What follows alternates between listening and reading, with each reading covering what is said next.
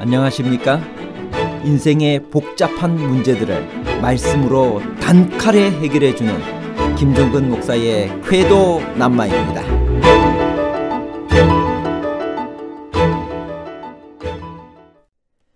새 언약은 무엇이고 옛 언약은 무엇인가요?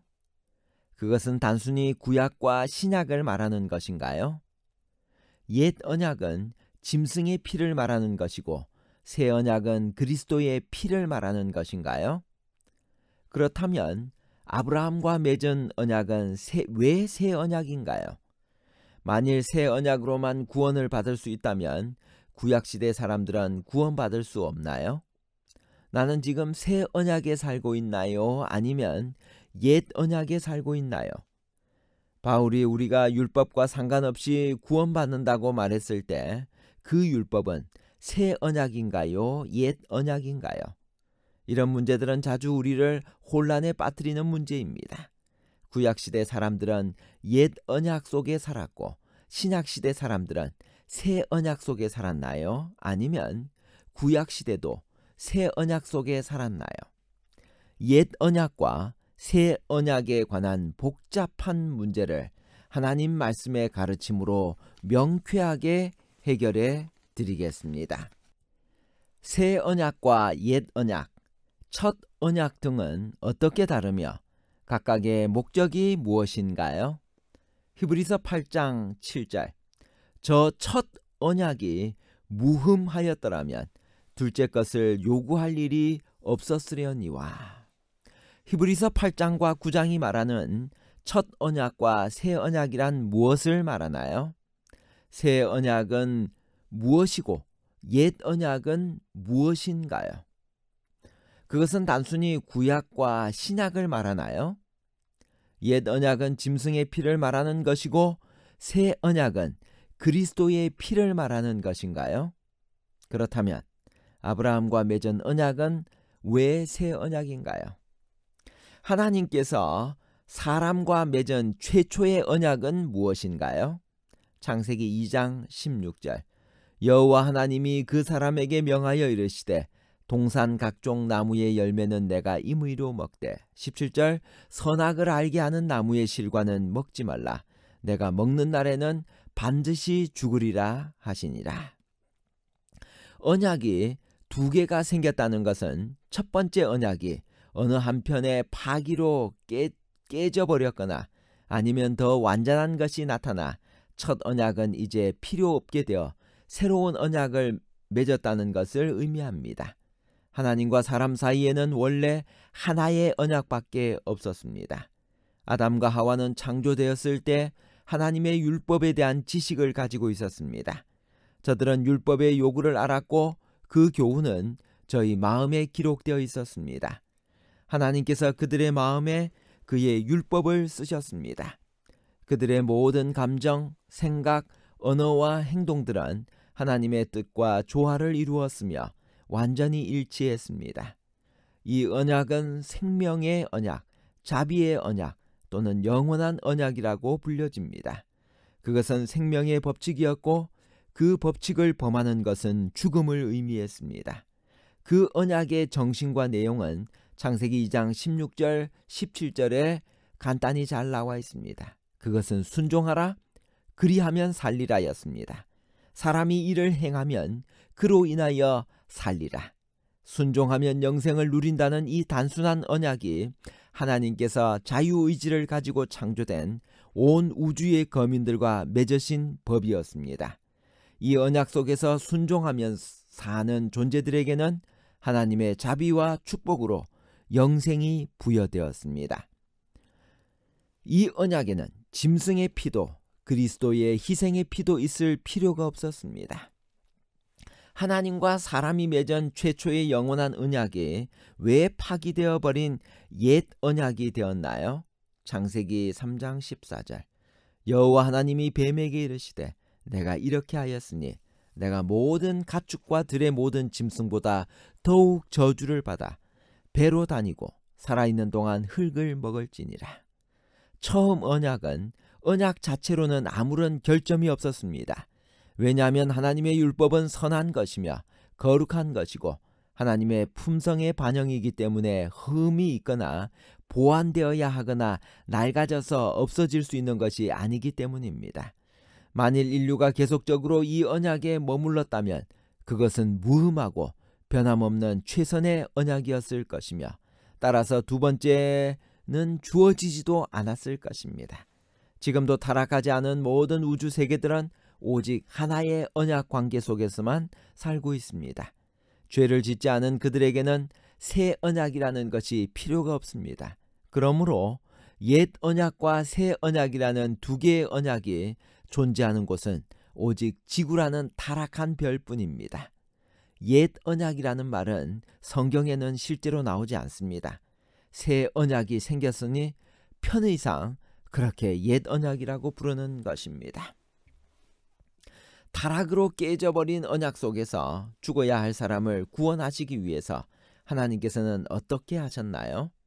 창세기 3장 15절 내가 너로 여자와 원수가 되게 하고 내 후손도 여자의 후손과 원수가 되게 하리니 여자의 후손은 내 머리를 상하게 할 것이요 너는 그의 발꿈치를 상하게 할 것이니라 하시고 사랑의 하나님께서는 언약을 파기하여 죽을 수밖에 없는 사람을 불쌍히 여기셔서 새로운 언약을 맺어 하나님의 아들 그리스도의 피로 구원받을 수 있는 길을 열어주시고 살 길을 만들어 주셨습니다. 이것을 우리는 새 언약이라고 부릅니다. 이제 사람은 죄를 지었기 때문에 용서가 필요하게 되었고 다시 회복되기 위하여 구원이 필요하게 되었습니다. 여기에는 하나님의 은혜가 필요하기 때문에 새 언약은 은혜의 언약이라고도 불립니다. 새 언약은 은혜로 허락하신 그리스도의 중보가 필요한 언약입니다. 용서의 피가 필요한 언약입니다. 순종하면 살리라는 언약의 내용 자체는 새 언약이니 옛 언약이나 다름이 없지만 새 언약에는 그리스도의 희생의 피로 인쳐진 구원의 약속이 있기 때문에 인간의 편에서 생각할 때 더 좋은 언약이요 변함이 없는 언약입니다. 여인의 후손이 뱀의 머리를 상하리라는 하나님의 약속이 주어진 때 새 언약은 에덴에서 처음으로 사람과 맺어졌습니다. 이 언약은 모든 사람에게 용서와 그리스도 안에 있는 신앙을 통하여 하나님이 도우시는 은혜를 제공하였습니다. 그렇다면 구약시대 사람들은 어떤 언약 속에 살았나요? 히브리서 9장 18절 이러므로 첫 언약도 피 없이 세운 것이 아니니 타락한 인간은 이제 누구든지 새 언약 그리스도의 피가 필요한 언약 속에 살아야 했습니다. 구약시대에도 속죄의 피가 없는 처음 언약 옛 언약 속에서 살 수 있는 사람은 아무도 없었습니다.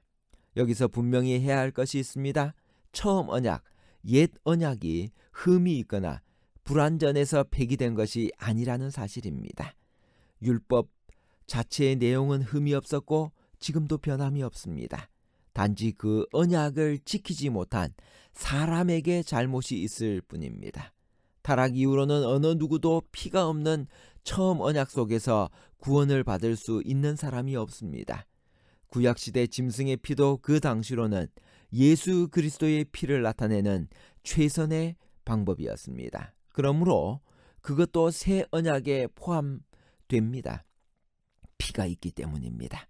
따라서 아브라함만이 아니라 구약시대 사람들 모두가 새 언약 속에서 살 때만 구원받을 수 있었습니다. 옛 언약과 새 언약은 어떻게 다를까요?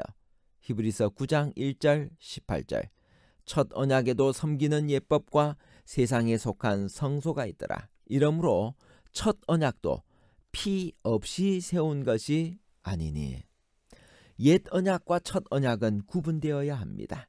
옛 언약, 처음 언약은 피가 필요 없는 타락 전의 언약이요 첫 언약은 피가 필요하지만 짐승의 피로 제사를 지낼 수밖에 없었던 구약시대의 언약입니다.